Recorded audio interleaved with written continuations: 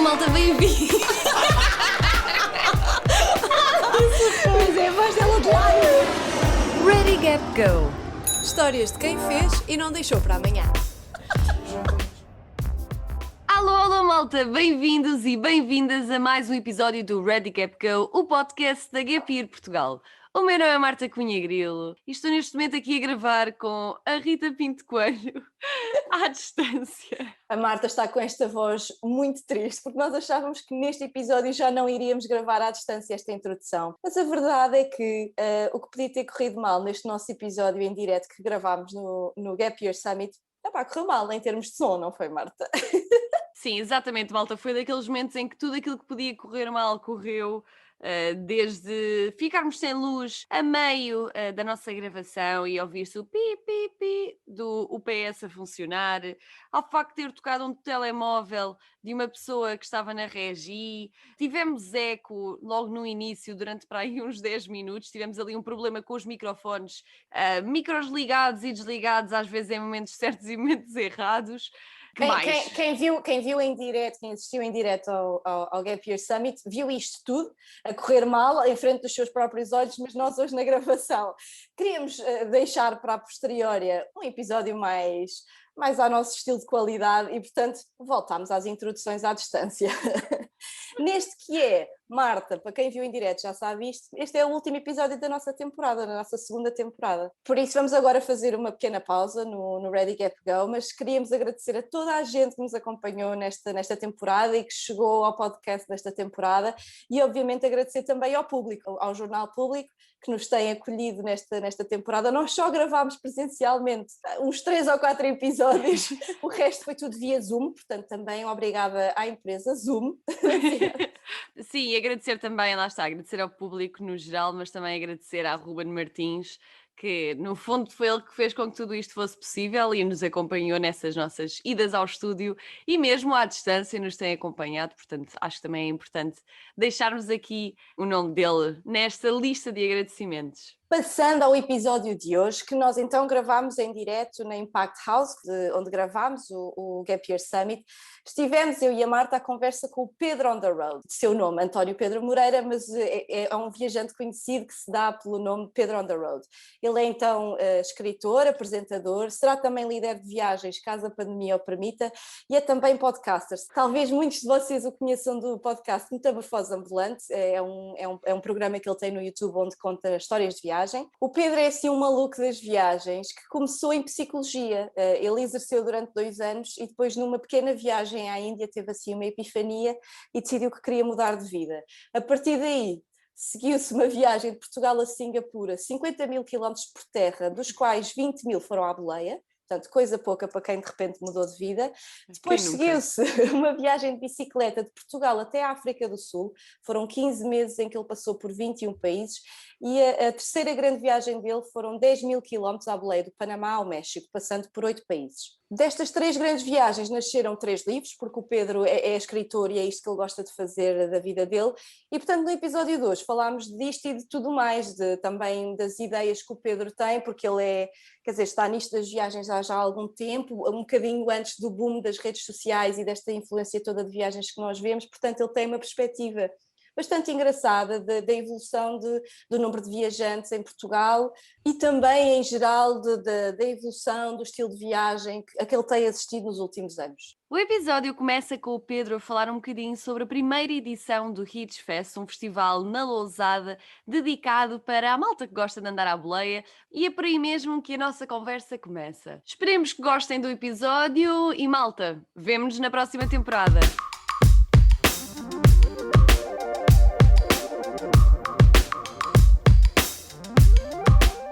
Eu quando estava no Hitch Fest em Marco Canaveses, tive ali um momento em que pude observar um bocado esta cadeia de inspiração bué da bonita, que estava lá um rapaz, que era o Marco, que tinha feito uma viagem de 2 anos, não diria exclusivamente, mas pelo menos parcialmente inspirada devido à minha própria jornada. Depois estava outro rapaz, que era o Christian, que tinha feito uma viagem bué da grande porque tinha sido inspirado por ele. E depois eu próprio fui inspirado na minha primeira viagem à Índia em 2009 por muitas pessoas, mas mais pelo Fernando, um espanhol, e eu achei aquilo bué da bonito. pá, depois pode parecer um bocado soberbo, eu é que ando a inspirar pessoas, mas acho bonito que haja esta cadeia de pessoas que fazem algo que lhes faz sentido e que possam, por sua vez, inspirar outras pessoas a fazer também aquilo que faz sentido para elas. Seja viajar, seja fazer mapas do mundo com cenas de M&M's, e acaba por trazer um bocado mais de significância à nossa existência, pelo menos à minha. Uma das razões pelas quais tu decidiste então criar o Metamorfose Ambulante, ou seja, numa ótica de tentar exprimir e partilhar as histórias das outras pessoas para que outras pessoas também possam ser inspiradas e possam aprender? Ou qual é a história por trás do Metamorfose Ambulante? Pá, eu gostava de dizer que sim, porque seria muito mais fixe, mas o objetivo da Metamorfose é mais de entretenimento puro. A Metamorfose Ambulante, para quem não sabe, é um programa que eu tenho em que viajantes vêm e contam histórias de viagem. E eu apercebi-me que as melhores histórias que eu tinha e as melhores histórias que as pessoas costumavam ter eram histórias de viagem. E apercebi-me ao mesmo tempo que não havia, tanto quanto eu soubesse, e até agora ainda não... Agora já há, mas na altura não havia, um espaço em que as pessoas pudessem vir e contassem histórias. Um biproduto altamente foi o facto realmente de, muitas vezes, recebo mensagens de pessoas que não conheço de lado nenhum, que retiraram algo dali e foram inspiradas. E aqui já não sou eu que estou a inspirar literalmente, mas estou a facilitar que outras pessoas inspirem outras pessoas quaisquer, e isso também é bonito. E tens notado alguma tendência crescente ou não, tipo em viagens, ou viagens malucas, ou gap years, ou pessoas que se atiram porque percebem que aquilo que querem fazer é sair do percurso comum ou não? Tens notado já nestes últimos 2 anos e pouco das histórias que tens ouvido algum padrão ou nada? Nos últimos 2 anos é um bocado micro para eu poder ter essa análise, mas nos últimos 10 anos, a minha primeira grande viagem foi em 2011, e tem sido para mim, tenho observado com muito deleite e, pá, devo dizer com toda a honestidade, não por estar aqui a falar convosco, que acho que instituições como a Gap Year contribuíram sebejamente para isso. Eu, quando comecei, certamente haveria muita gente a viajar, porque a Metamorfose também me permitiu conhecer muitos viajantes que eu nem sequer sabia que existiam. Mas sinto que não havia assim muita gente a fazer viagens de um ano. E com o passar do tempo, sinto que hoje em dia há bué. E eu tenho visto isto de fora um bocado, dentro, na medida em que eu sou um deles, mas de fora, na medida em que consigo, por alguma razão, ter um certo distanciamento que me permite ter esta análise. Pá, e é bonito na medida em que sinto que estamos a viver um momento. É um momento de nicho, é verdade. Não é, estamos a falar, se calhar passou de 10 pessoas para 80. Mas, portanto, não é algo que domina a cultura portuguesa. Mas, apesar de ser de nicho, sinto que é algo... Imagina, quando o pessoal estava a ver o Verão do Amor, em São Francisco, provavelmente naquela altura não era o Verão do Amor, era só um verão normal que mais tarde o pessoal pôde olhar para trás, antropólogos ou simplesmente pessoas atentas à humanidade, e deram um nome àquilo. Porque é mais difícil nós apercebermos de um movimento enquanto ele está a acontecer. Geralmente é só com o olhar da história que nós olhamos para trás e identificamos. Mas eu, por acaso, estou a vê-lo, e enquanto ele está a suceder... Pá, acho que é bem fixe, meu. Acho que é bem fixe porque... Reitero, e não posso dizer isto vezes mais, que o pessoal não tem todo que viajar. O pessoal tem que fazer aquilo que o pessoal quer fazer. Se por acaso for viajar, então fiz. Na dúvida, sim, que façam a viagem. Mas estão a perceber que não façam, porque também, às vezes, há malta que vai um bocado nessa onda porque aparentemente é aquilo que é fixe de se fazer. Porque viajar é fixe. Está associado na cultura e mesmo sendo... É nicho a onda de viajar um ano, mas fazer viagens não é de nicho, é abrangente. Então é cool, e eu temo que às vezes o pessoal possa viajar porque acham que é aquilo que é fixe de fazer. Não tem que ser assim. Mas, pá, para as pessoas que acham que isso possa trazer algum significado à sua vida, acho que é sem dúvida algo importante. Isso até em detrimento do meu próprio bem-estar enquanto vendedor de livros, por exemplo. Eu, de antes, fazia uma apresentação numa cidade como Aveiro, por exemplo, e era capaz de vender 40 livros numa apresentação. Hoje em dia tenho o mesmo número de pessoas a ver, mas hoje em dia se calhar vendo 9 livros. E porquê? Porque na semana anterior teve lá outro viajante que também tem um livro. Portanto, este movimento até nem me beneficia muito, porque perco alguma especialidade, logo vendo menos livros. Mas em termos humanitários e culturais e societais, acho que é mais fixe. Eu não me importo vender menos se isso significar que há mais pessoas a fazerem aquilo que realmente querem fazer. Tu sentes então... É difícil neste momento vingar, se calhar, neste mundo das viagens, mas para ti isso é ok, porque ao mesmo tempo mostra que há mais pessoas a fazer viagens. Porque, apesar da extrínseca insignificância que a vida pode ter. Volto a dizer que há um certo esforço que nós temos em vida de encontrar um significado enquanto estamos vivos. E eu prezo muito o bem-estar geral. Portanto, o meu bem-estar egoísta seria muito mais fixe para mim se eu fosse o único viajante. Porque ia ser mais especial e vender mais livros. Só que, em última análise, eu não quero, apesar de querer, mas de uma parte mais interna quero, porque lá internamente, no nosso id, somos todos muito egoístas, mas em uma parte mais racional, prefiro ter mais dificuldade em subsistir se isso implicar que há mais pessoas a fazer coisas fixes. Mas quer dizer, tu és ao mesmo tempo viajante, mas és também parte desta tendência de influências que existe com as redes sociais, com os podcasts e etc. Mas tu na altura, em 2009, quando decides, vou largar a psicologia, não havia essa abundância de exemplos à tua volta. Na altura tu sentiste que foi uma decisão difícil, ou seja, colocaste imenso peso nessa decisão ou foi uma coisa que, isto faz sentido e até estou tranquilo e decidiste e pronto? Eu coloquei o peso merecido, na medida em que eu trabalhava como psicólogo clínico em Inglaterra. Como vocês saberão, é uma área onde o emprego não abunda e, portanto, imagina, eu fui para a Noruega fazer um estágio profissional e lá tinha bué de colegas e foi uma cena que me abriu muitos olhos, tinha bué de colegas que, foram bancários e depois decidiram ir fazer terapia. Havia ali uma flexibilidade brutal ao longo da vida das pessoas. Ao passo que nós em Portugal temos um bocado uma ideia estática da carreira. Agora, é verdade que é muito mais fácil o pessoal transitar de profissão na Noruega, onde a taxa de desemprego é 3%, do que em Portugal, onde a taxa de emprego, geralmente, pré-pandemia, estava ali à volta dos 13, 12, 14. Alta ordem. Portanto, é importante ter isto em conta. No entanto, estou em Inglaterra, estou a ganhar bem, ganhava, 2.500 ou 3.000 euros, não me lembro muito bem. E vivia em Birmingham, era um gajo que vivia como se ganhasse salário mínimo. Portanto, conseguia poupar fixe. Logo, eu saber que tenho que me despedir para ir viajar não é a mesma coisa que se eu fosse norueguês que sabia que depois chegava e arranjava logo o emprego que quisesse logo a seguir. No entanto, e isto tem funcionado para mim até agora, não quer dizer que possa funcionar para toda a gente, porque às vezes o pessoal arrisca e fode-se. Mas, na minha ótica, eu acho que vale a pena nós permitirmos a nós próprios perceber aquilo que pode acontecer. Eu valorizo muito o autorrespeito e nós dizemos que há muitas coisas que não têm preço. Eu acho que há poucas coisas que não têm preço. Mas uma delas é o autorrespeito. Nós sabermos que fizemos tudo por viver aquela vida que nós almejamos para nós mesmos. Portanto, não foi sem peso que esta decisão veio. Eu disse aos meus pais, mas o meu pai teve um papel muito mais ativo de me fazer sentir mal em relação a essa decisão. E eu vinha a Portugal cada 2 meses, e eles geralmente vinham buscar no aeroporto e nós tínhamos aquela conversa de circunstância, está tudo. E depois o meu pai lá dizia: não estás a pensar em fazer aquela viagem ainda, pois não? E eu: estou. Vagabundo, tens jeito nenhum. Então quando eu disse que ia à baleia, incrível, Jesus.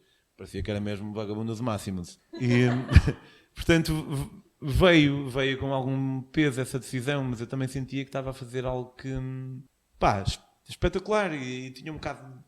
Todos esses receios, nós às vezes achamos de mover pelos receios que possamos ter em relação a uma decisão importante.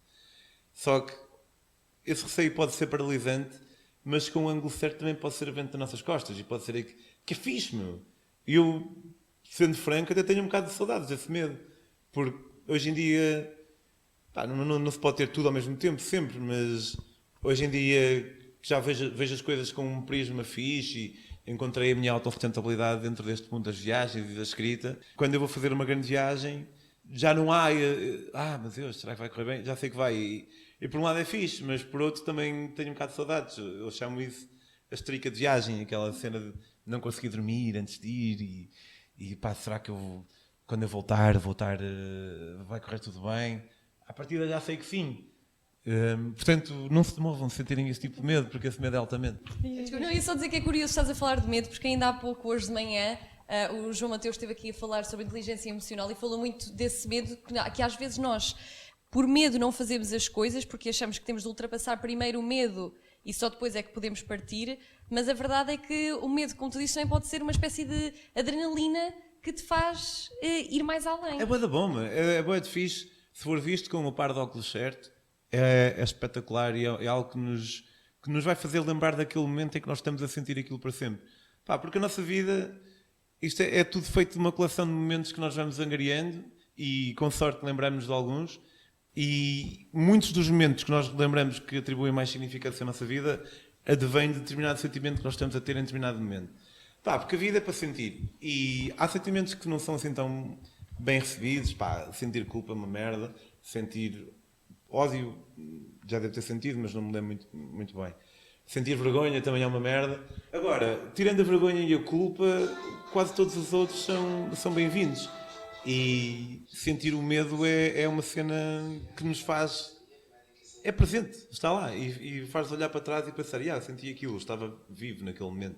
Mas eu ouvir-te a falar disso, eu acho que assim, escolher essa perspectiva é obviamente um dos skills mais importantes de aprender ao longo da vida, não é? Nós não nos focamos no medo, mas olharmos para o medo dessa maneira que tu estás a dizer. Mas eu ainda fiquei presa atrás, quando tu, quer dizer, quase com inveja, uma inveja boa, de te ouvir a falar É uma que também em voga, não sei se já repararam nisso, usa-se boa a inveja boa. Diz? Pai, há 8 anos Então perdoa-me, odeio usar estes clichês. Não, eu dizer estar em voga é diferente de ser clichê. Ah, ok. Eu costumo usar inveja boa. É Pois, uma olha, espécie de também. neologismo, não é bem um neologismo, na medida que são duas palavras, mas é um termo... Pronto, então, olha, não sei como é que lhe quiser chamar, mas é que é quase, pronto, inveja, pura e dura então, de tu teres esta clareza, de repente... Eu não estou a negar o conceito de inveja boa. Só estou a dizer que é um conceito novo. Ah, ok, só estou em voga, desculpa. Não podes dizer agora mais. Não, de tu teres esta clareza, de repente teres percebido qual era a direção que tu querias tomar para a tua vida, não é?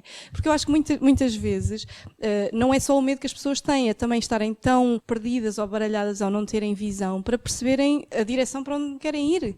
Tu, se calhar, se não tivesses ido para a Índia, quem sabe se alguma vez terias atingido...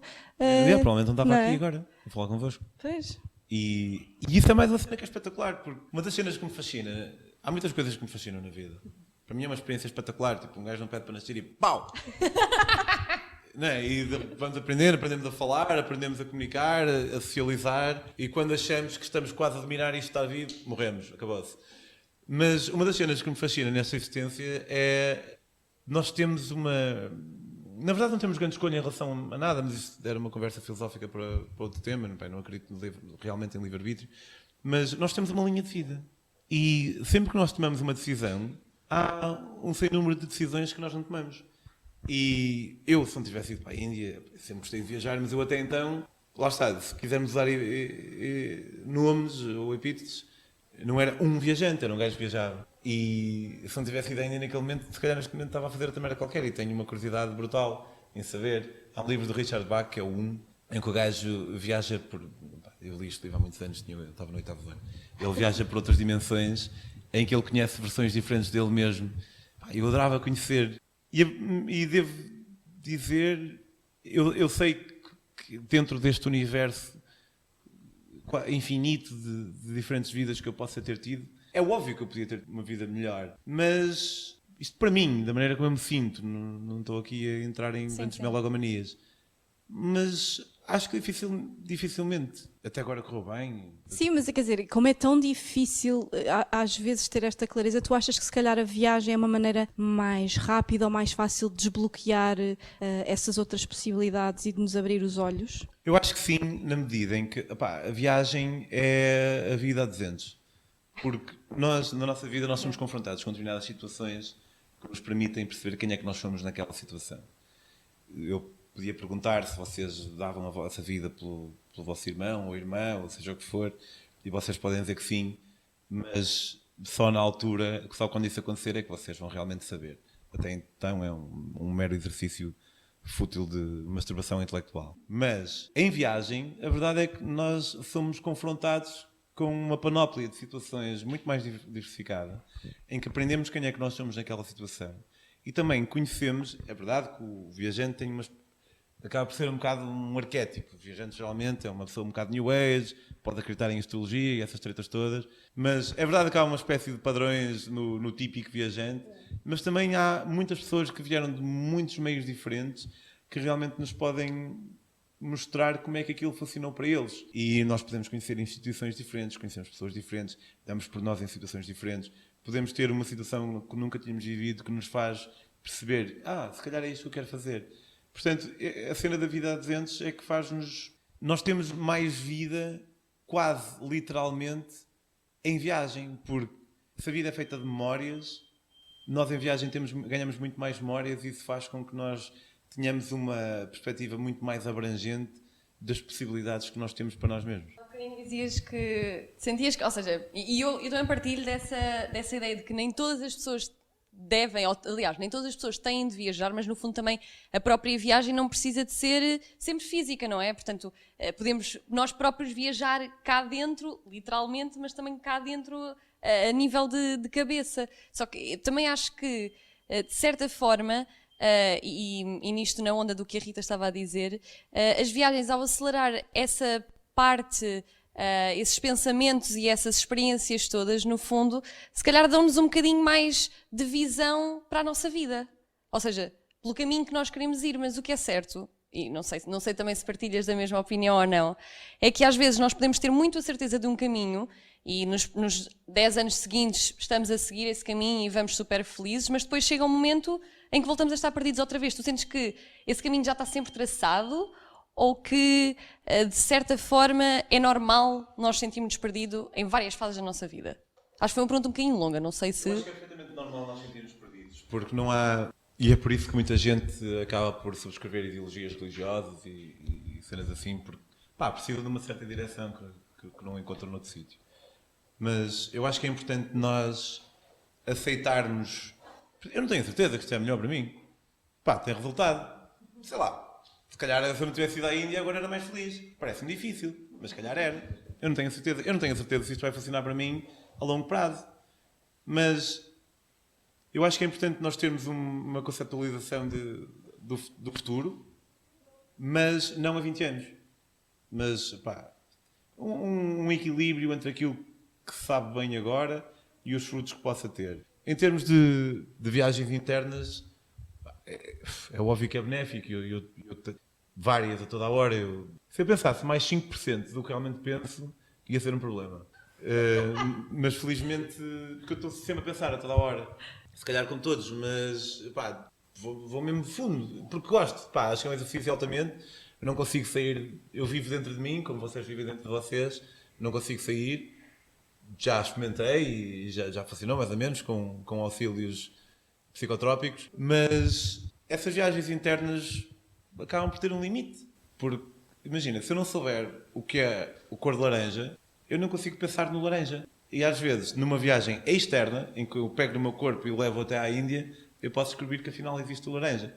Portanto, viagens internas obviamente podem nos levar muito longe, mas viagens externas em que nós levamos o nosso corpo para outro sítio qualquer, também acaba por ter um papel bastante preponderante. Isto no fundo é porque nós somos um bocadinho obcecados em tentar comatar este medo e portanto queremos um plano a 80 anos, que fique bem para sempre, está resolvido uma vez e não temos de nos chatear mais, não é? É mesmo o plano que possa parecer claro, não é assim tão claro. Porque tu podes estar 25 anos num banco e depois eles fazem um downsizing e tu, vais para o caralho. E nós devemos, acho que é benéfico nós aceitarmos a falta de certeza que nós temos em relação a tudo. As coisas podem correr mal a qualquer momento. E há Jim Carrey, o gajo não acredita em vacinas e é uma cena que me faz... Jim Carrey? Yeah. Acho que vacinas causam autismo e isso faz-me não gostar dele um Também bocadinho. ficar triste. Faz-me não gostar dele um bocadinho menos. Mas pronto, vamos pôr isso de parte. Acho que é um gajo incrível, que tem uma noção da complexidade e do absurdo que é a existência. E ele diz uma cena com a qual... sabem quando vocês têm uma ideia e acham que é uma ideia fixe e depois vem alguém que vocês admiram a dizê-la e parece que sentem-se validados? Aconteceu isso com o Jim Carrey, em que ele fala do pai que teve precisamente... Ele tomou a escolha mais óbvia, não me lembro da profissão. Depois foi despedido e foi uma merda e ele diz, mais vale nós falharmos a fazer algo que curtimos. Porque o peso que pode haver de nós tomarmos a decisão aparentemente segura e falharmos, deve ser suficiente para destruir a alma de uma pessoa, metafórica, a alma. Portanto, eu sei que isto é perigoso e as pessoas podem realmente falhar e depois ser uma merda e dizer, mais valia não ter feito isto. E eu estou a falar da perspectiva confortável de quem tem uma vida que, está fixe, não sou famoso, mas não é isso que almejo. Obviamente uma parte mais egocêntrica e estúpida de mim gostava de o ter, mas fundamentalmente, acima de tudo, sou feliz. Portanto, tudo o que eu digo é importante ver que vem com esse filtro de pá, está a correr bem para mim, então isso pode fazer com que eu dê conselhos que se calhar as pessoas iam ponderar mais um bocado, mas pá, eu só posso falar da minha perspectiva e da minha perspectiva acho que realmente eu decidi que mais vale. Eu antes dizia que se eu daqui a 10 anos estiver a trabalhar no supermercado, mas depois pá, acho que é um bocado também injusto para quem está a trabalhar no supermercado, pode parecer que é uma profissão de merda e o pessoal pode estar a curtir, se for fixe para eles, altamente, mas para mim não é uma coisa que eu almejo neste momento. Mas se eu daqui a 10 anos estiver a trabalhar no supermercado, eu ao menos vou saber, dentro de mim, para comigo mesmo, que eu tentei. E acho que se nós nos permitirmos tentar, mesmo que falhemos, com todas as frustrações inerentes que possa haver, vamos saber que tentamos. E isso é aquela parte do autorrespeito que eu estava a falar há um bocado. Não tem preço. Não dá para comprar autorrespeito. Porque é uma cena sempre que nós o violamos no edifício da nossa personalidade e da nossa estrutura na vida interna, é sempre uma rachazinha. E essa racha, quando nós sacrificamos aquilo que realmente nos parece natural, bom de fazer, em prol de uma coisa qualquer que alguém nos imputou, porque é-nos vendida um bocado uma ideia de como é que as coisas têm que ser feitas. Vais para o liceu, está tudo. Ok, escolaridade obrigatória, fixe. Mas parece que nós temos um bocado uma escolaridade obrigatória não oficial de ir para a universidade, por exemplo. E eu nunca sequer pensei em não ir para a universidade. É automático. Pau. Pronto, também venho de uma família de classe média. Se calhar noutras classes não é assim tão... Eu não gosto de dar o termo classe, mas para melhor entendimento. Se calhar em classes mais pobres não é assim tão óbvio, mas a verdade é que a minha vida foi acontecendo. E eu fui navegando, mas o barco não era meu. E a dada altura eu percebi que pá, se calhar eu posso ser um barco um bocado... Se calhar às vezes vou ter que andar a tirar a água com balde e vai ser um bocado mais foleiro, mas vou poder ver rios mais fixes. É curioso tu falares dos barcos, porque nós muitas das vezes nas palestras é mesmo essa a analogia que nós fazemos com o Gap Year, que é os barcos que estão todos a passar e tu simplesmente estás a ir com a maré, mas não estás a seguir bem o teu caminho. E eu acho que é muito importante, se calhar até mesmo para a malta que está lá em casa, reforçar coisas que tu disseste, que foi a importância de tentar, a importância de perceber que a vida é incerta e nós nunca vamos ter certezas de nada. E às vezes eu acho que especialmente nesta altura, ou para pessoas que efetivamente querem fazer um gap year, muitas delas estão um bocadinho com algumas dúvidas ou não relativamente ao seu futuro, mas eu acho que chega aqui nesta altura, especialmente do final da adolescência e início da vida adulta, digamos assim, em que parece que as incertezas chovem e parece que não é nada normal e acaba por ser super normal. E portanto eu queria só mesmo reforçar isso que tu disseste, porque eu acho que é muito importante mesmo para quem nos está a ouvir e quem nos possa ouvir mais tarde, porque a vida é assim e eu acho que acima de tudo é muito fixe tu vires aqui, contares um bocadinho a tua visão, a forma como tu vês e sublinhares estes pontos tão importantes que acaba por ser super em comum connosco, a Associação Gap Year Portugal, porque são as coisas que nós defendemos. Sabes, tu falaste especificamente em tentar. Na onda da motivação, parece que tentar é uma palavra de mobilidade. Tentar parece que é o novo desistir. Porque isto que é tentar no dicionário, não tenta, só faço. E eu acho que é um bocado estúpido, porque tudo o que eu faço na vida, e vocês também, é tentar. Yeah. Tipo, pá, um gajo tenta. E acho que não faz sentido ter esta demonização. E na dúvida, pá, há coisas na vida em que na dúvida um gajo deve dizer que não. Tipo, sei lá, alguém quer experimentar uma psicodélica pela primeira vez, estás na dúvida, então diz que não. Mas em viagem estás na dúvida, então vai. Há situações em que na dúvida uma pessoa não deve fazer e há situações que na dúvida eu acho que nós devemos fazer. E voltando um bocadinho atrás, pela última vez, toda a gente tem que viajar. Se não querem ir, não vão, mas estão na dúvida, acho que o pessoal deve ir. É o que tu dizes do autorrespeito. Uma parte do autorrespeito é também honrar essa intuição de saber quando é que se deve tentar e de saber quando é que não se deve tentar, não é? Exato. É olhar para dentro e perceber, eu quero ir, porquê? Não sei bem, mas sinto algo dentro de mim que não consigo atrelar a palavras, mas que é algo que me impele. Depois tem estes medos todos. Vai acontecer isto, vai acontecer aquilo. É importante ponderar e pensar quais é que eles são e de onde é que eles vêm. No final, se não houver grande certeza, pá, então acho que é ir. Após esta análise, se não houver grande certeza, acho que uma pessoa deve ir. A equação final é sempre positiva nesse caso, então. Sim, por acaso, pá, pode ser que a pessoa realmente descubra razões que façam com que faça sentido não ir. Aí não vão. Mas no final, um gajo pá, continua na dúvida. Então, há aquela velha máxima que é atribuída ao Lincoln, não sei, que ele estava na cama e arrepende mais das coisas que nunca fiz do que as coisas que fiz. E eu evito lugares comuns ao máximo.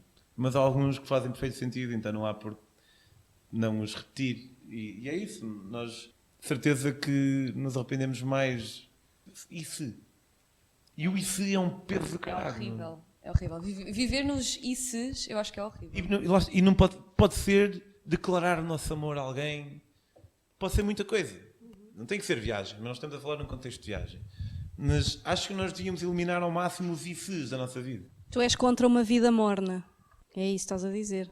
O IC é uma vida morna, não é? Deixar os ICs espalharem-se aí. Sim, pá, ser contra talvez seja um bocado forte demais, mas para mim, sim, eu prefiro atirar-me às ondas e levar com algumas na cara e às vezes achar, pá, se calhar vou morrer afogado e depois não morrer, do que realmente estar num marzinho fixe, no Oman, com água que parece caldo. A vida tépida acaba por, para mim, a vida tépida não me traz grandes memórias. E, como eu disse há um bocado, a vida é feita de memórias. Nós estamos a existir perpetuamente no presente. Quando começamos a pensar no conceito de presente, o presente já passou. Estamos ali sempre nós estamos como se fosse na ponta da bala, da ponta de uma bala. Estamos tipo, merda a acontecer. E quando nós temos uma vida tépida, os dias são todos iguais. Não muito perto mal, tipo, eu curto a rotina que eu tenho quando estou em Portugal também. Eu vivo com a melhor pessoa que eu já conheci na minha vida, que é a minha esposa. E é espetacular partilhar uma vida com ela e estar em casa e vê-la todos os dias. É altamente. Apesar de ser altamente, se me perguntarem o que é que eu estava a fazer no dia 17 de abril de 2017, eu não sei. Estava em casa, provavelmente. Não me lembro daquele dia em específico. Mas em viagem, eu lembro dos dias todos. E às vezes é uma merda, porque estava com fome, ou a boleia estava a correr mal, e estava todo molhado, tinha os pés molhados, cheios de lama, e estava a tremer com o dedo esticado, feito estúpido na beira de uma estrada.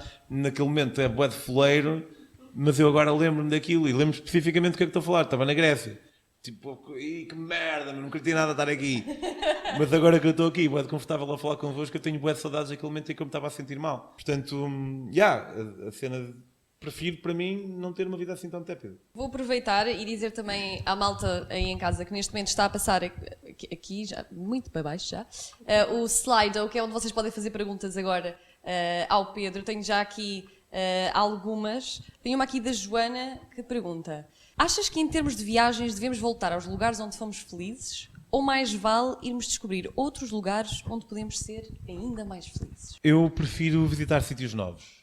A única vez que eu repeti um sítio, acho que foi no Camboja, mas o Camboja tem um conjunto de templos que se chama Angkor Wat, que é a cena mais fixe que eu já vi, feita pela humanidade. Não faz parte das 7 maravilhas do mundo, mas porque as 7 maravilhas do mundo modernas foram decididas por votações online e o Brasil tem 200 e tal milhões de pessoas e o Camboja tem muito menos, é muito menos gente com a internet, então eles votaram no Cristo Rei, que é fixe. Mas não é nenhum Angkor Wat. O Angkor Wat eu das 7 maravilhas do mundo já vi para aí 5. E o Angkor Wat não é nenhuma delas, para mim é melhor que as outras todas juntas. Eu nunca fui a Petra. Petra provavelmente é mesmo fixe. Mas pá, eu gostei tanto que eu quis partilhar com a Graciete.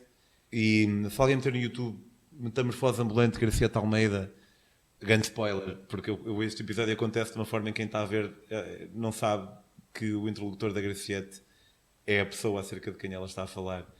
Então, eu pedi a Graciete em casamento no Camboja, em 2015, à procura de um anel que eu tinha lá deixado,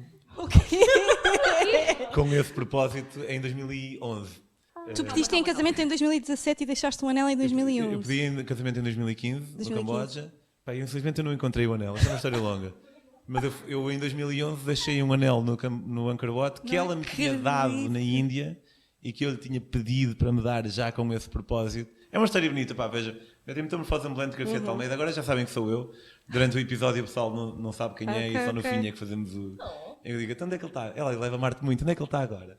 E ele diz, na verdade ele está aqui à minha frente. E corta para uma foto nossa no momento. É fixe. Isto para dizer que quis voltar ao Camboja por isso e por eu amo a Graciete e quero que ela tenha a melhor vida possível, e isto nem sequer é assim tão altruísta, porque se ela tiver a melhor vida possível eu também vou ter, provavelmente. E aí voltei lá com ela, para lhe mostrar. Mas geralmente prefiro sítios novos, porque o mundo é tão diverso, o mundo é tão... há tanto sítio. Pá, eu nunca fui à Etiópia, por exemplo, e se calhar em vez de ir à Namíbia, mas a Namíbia não é um bom exemplo, porque eu vou mesmo voltar à Namíbia, que é mesmo espetacular. Mas se calhar em vez de voltar ao Congo, que foi um país que eu curti, posso ir à Etiópia, porque é um sítio novo. E se a vida me correr bem e eu não morrer aos 52 anos de idade, até posso chegar a uma altura em que já fui aos países todos do mundo e aí começo a repetir. Mas curto... E também é uma cena no mundo das viagens que está um bocado demonizada, parece que é fuleiro um gajo contar os países onde foi. Eu digo, com orgulho, eu conto, caralho. Quantos? 93. Dance. E curto a cena de ir a um país novo, porque eu sei que isto é arbitrário, que faz um país e que foi alguém que decidiu que aqui é Angola e ali é a Namíbia, ali é a República Democrática do Congo.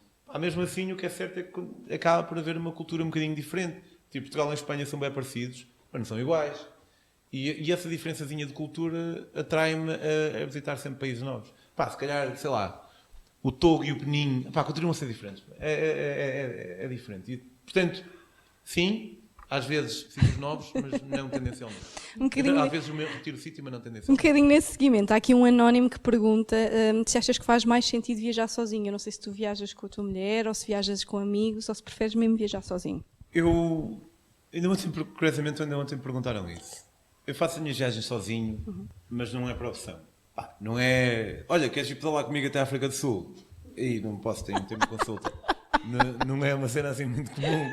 Portanto, não é fácil encontrar um colega de viagem para fazer o tipo de viagens que eu faço. Eu adorava fazê-las com a Graciete, mas a Graciete é enfermeira, tem a sua vida, nunca se quis despedir para vir viajar e está tudo. Manda-se a boca, às vezes, é óbvio, mas também não vou manipulá-la e pressioná-la para ela fazer isso. Vem ter comigo a meio, geralmente. Eu prefiro viajar acompanhado do que sozinho. As pessoas às vezes quando pensam nisto, pensam um bocado por causa de quando as coisas podem correr mal, mas eu penso ao contrário. Eu lembro-me de estar no Vietnã e na minha primeira viagem eu saí de Portugal, fui à boleia maioritariamente até à Índia. E depois uma amiga minha veio ter comigo, veio a Graciete também. A Graciete ficou 2 semanas, a minha amiga ficou comigo 2 meses. E depois a minha amiga vazou e eu no mesmo dia conheci um checo. Eu viajei com ele 1 semana no Camboja. E depois ele vazou e eu estava no Vietnã. E foi a primeira vez que eu estava sozinho desde há 2 meses e tal. E estava numa pequena cidade lindíssima que se chama Hoi An. E é tão linda, só que não havia ali ninguém para eu dizer assim, isto é bem bonito, não é? E a pessoa dizer assim, é só para isso. Só a cena Para partilhar. Agora... Portanto, eu prefiro viajar acompanhado, mas a verdade é que eu nunca experimentei viajar acompanhado meses a fio. Em África fiz Marrocos com um canadiano, um ciclista também, cicloturista. Depois atravessamos a Mauritânia com mais dois canadianos e uma francesa. Depois fiz de Senegal, o primeiro país da África subsaariana na costa atlântica, até à Namíbia, 1 ano e tal sozinho. Quando estava na Namíbia vi uma sombra. Provavelmente é um gajo de moto. Eu pedalava e a sombra não saía do sítio. Não é um gajo... Estava longe, estava muito longe, eu via só um vulto. Como ele não saiu do sítio, pensei, será que é alguém de bicicleta? Só que não conseguia apanhar. Pedi um carro que vinha do lado lá para parar e perguntei, olha, é um cicloturista que vai ali à frente? Eles, é. E eu, ai. Pedi um carro que vinha de onde eu estava para a frente para parar também e digo, olha, acho que há um cicloturista lá à frente. Pode pedir à pessoa para parar. O gajo... Claro. Demora para 1/4 hora a chegar. Quando vejo é o John, um sul-africano branco, que já vem a pedalar desde a Inglaterra para casa. Eu mal encontro o gajo. Eu quero dizer logo, tipo... Olha, queres viajar? Só que uma pessoa tem que levar isto um bocado... Tens de dar uma distância, jogar o joguinho de engate. Eu acho que é um bocado como confessar o nosso amor a alguém. Assim, não pode mostrar-se muito desesperado, né? Então, por exemplo, ali aquela conversa, circunstância, e a da altura eu digo... Um bocado aquela cena tipo... Olha, então tu quer viajar junto? E o gajo diz tipo, pá, mas se calhar és um bocado rápido mais para mim. E eu, não, eu adapto-me a sério. Pá, e foi uma grande bênção ter conseguido partilhar estes 7 dias com ele, porque pela companhia e pela partilha. Nós não vimos nada de especial, nós estávamos no deserto, nem foi tanto naquela onda de Oian, dizer isto é bué bonito, não é? E a pessoa, mas... Só a companhia humana. É fixe, eu gosto, eu aprecio. Aprecias. Bué raro. Sim, pá, são gajos que sabem sozinho, mas também não são uma ermita, né? Gosto de poder olhar para alguém que está a olhar para mim. Yeah. Então, temos aqui uma pergunta, agora que estás a falar de bicicletas, que diz: Pedro, como é que preparaste a tua viagem de bicicleta? Já fiz Lisboa-Algarve de bicicleta e questiono-me se é fácil ir por aí de bicicleta. A minha primeira viagem, que não foi de bicicleta, eu demorei. Eu preparei a viagem 3 meses, todos os dias, e depois não usei nada da preparação que fiz. Cheguei ao Irão, por exemplo, e nem sequer sabia que não se pode levantar dinheiro lá, com Visa ou Mastercard, devido a sanções estadunidenses. Portanto, a minha viagem da África, eu não preparei nada.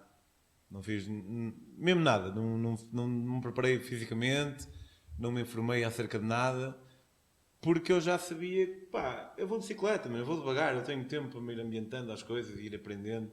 Uma cena importante era, em termos de vistos, eu não veio nenhum visto, lá está, porque geralmente o pessoal dá-nos um visto e no máximo podemos acionar o visto no próximo meio ano.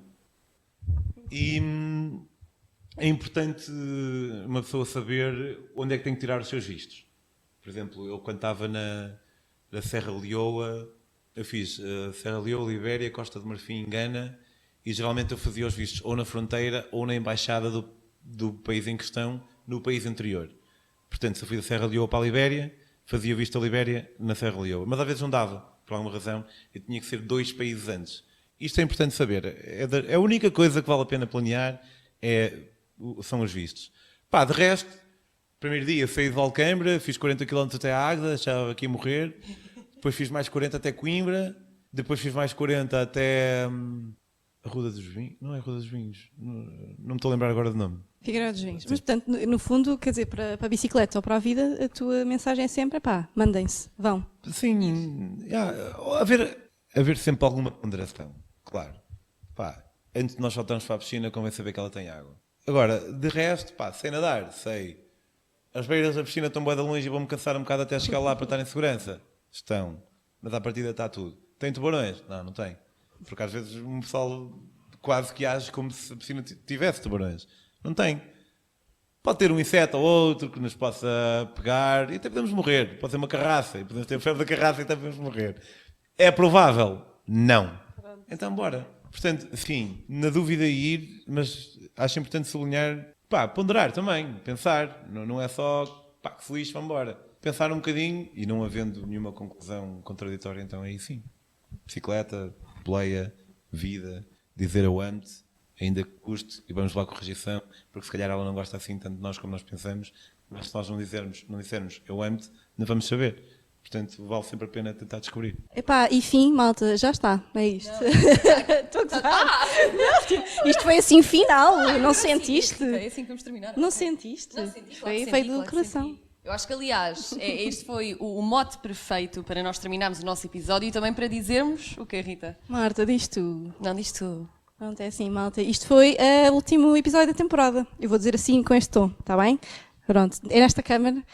Acabámos aqui em grande, no Gap Year Summit com o Pedro. Pedro, obrigada. E obrigado pelas perguntas, porque acabei por não contar nenhuma história em específico e era um bocado... fizeste um teatro e tudo, era estás a brincar. É verdade. Mas aquela cena de conta lá aquela história não aconteceu e eu, portanto, eu consegui retirar prazer também da nossa interação. Sem te chatearmos com as mesmas perguntas de sempre. A evitar guiões. Portanto, obrigado pela maneira como... Obrigada a nós e obrigada a toda a gente que esteve a ver e que acompanhou esta temporada toda. Tem sido incrível e acabar aqui no Gap Year Summit foi especial.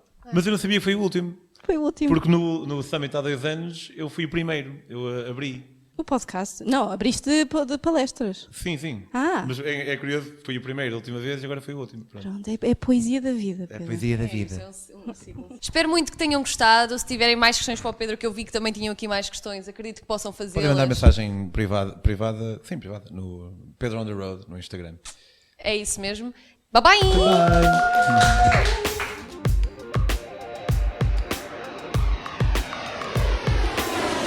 Ready, Gap, Go!